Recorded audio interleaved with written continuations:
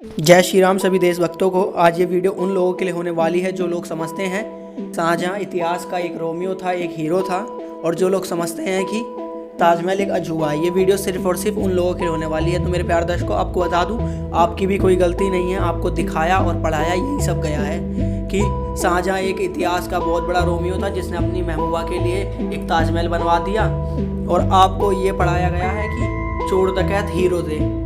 मैं चोर डकैत किन को कह रहा हूँ? जिनके बारे में आप बचपन से पढ़ते हुए आ रहे हैं और बॉलीवुड फिल्मों में देखते हुए आ रहे हैं, जैसे कि चिंगेज़ खान, अलाउद्दीन खिलजी, मोहम्मद गजनबी, बाबर, औरंगजेब। ऐसे बहुत से नाम हैं जिनके बारे में आपको बचपन से पढ़ाते हुए आ रहे हैं और ऐसे दिखा रहे हैं कितने बड़े हीरो हैं। ये सारे चोर डकैत थे जिन्होंने हमारे देश को बहुत लूटा है, बहुत शोषण किया है। मोहम्मद गजनबी की तो क्या बात करें, दुनिया का सबसे बड़ा लुटेरा था। चिंगेज़ खान जिसने भारत को इतनी हानि पहुँचाई है। शाहजहां जिसे तुम हीरो मानते हो, जिसे एक राजा मानते हो, एक रोमियो था, एक आशिक था।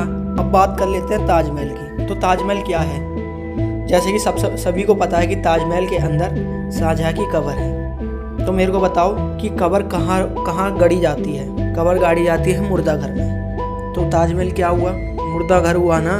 जो लोग समझते हैं ताजमहल अजूबा है, तो भाई अजूबा ही है ये। इतना सुंदर मुर्दा घर आज तक नहीं देखा किसी ने, शमशान घाट आज तक नहीं देखा किसी ने।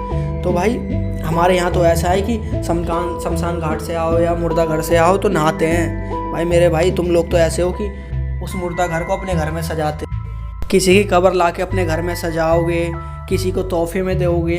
तो भाई ये बताओ, आपके घर में वृद्धि कैसे होगी? आपका घर फलेगा फूलेगा कैसे? लेकिन आपकी भी गलती नहीं है। आपको दिखाया यही गया है कि ताजमहल कितनी सुंदर इमारत है, लेकिन ताजमहल का कड़वा सच किसी ने नहीं बताया कि वो एक मुर्दा घर है या किसी की लाश गड़ी हुई है।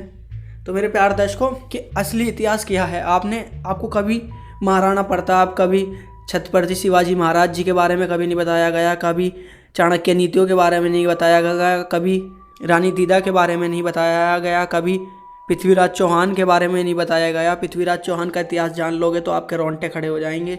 कभी आपको अशोक सम्राट के बारे में नहीं बताया गया, कभी आपको चंद्रगुप्त के बारे में नहीं बताया गया। मतलब ले दे के आपको ऐसा कुछ नहीं बताया गया जिससे आपको अपने देश पे गर्व हो, आपको अपने देश के बारे में पता चले, आपको अपने राष्ट्रीय के इतिहास के बारे में पता चले। कितना सुंदर इतिहास था, कैसे कैसे वीरों को जन्म दिया है इस धरती ने। मतलब आपको ऐसा कुछ नहीं बताया गया जिससे आपको अपने हिंदू होने पर गर्व हो, अपने देश पर गर्व हो। बस उन्हीं के बारे में बताया गया है, चोर डकैतों के बारे में, कैसे अलाउद्दीन खिलजी, मोहम्मद गजनबी, ये सब आके हमारे देश को लूट के गए हैं। किसी ने बताया कि मोहम्मद गजनबी को रानी दीदा ने 2 बार हराया था?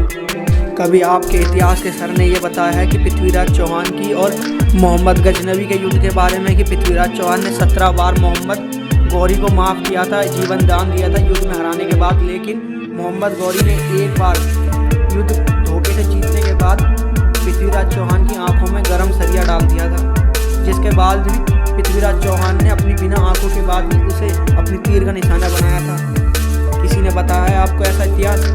भाई साहब, ऐसे इतिहास है ना, अगर आप पढ़ लोगे तो आपको अपने देश पर गर्व होगा, अपने राष्ट्र पे गर्व होगा, अपने हिंदू होने पे गर्व होगा। लेकिन नहीं, आपको बताया गया है इन आशिकों के बारे में, इन चोर डकैतों के बारे में, और इन्हें बताया भी गया है ऐसे हीरो दिखा के। अपनी इतिहास की किताब खोल लो, किसी किताब में महाराणा प्रताप, किसी किताब में छत्रपति शिवाजी महाराज का दिमाग ऐसा था ना कि उन्हें दुनिया का सबसे पहला जहाज बनाने की उपाधि दी गई है। तो मेरे प्यारे दर्शकों, बस इस वीडियो का यही मकसद है कि अपने असली इतिहास को जानें। धन्यवाद दर्शकों। डेली ज्ञान में आपका बहुत बहुत स्वागत था। अगर आपको ऐसी और जानकारियाँ चाहिए तो अभी और इसी वक्त इस चैनल को सब्सक्राइब कीजिए। धन्यवाद।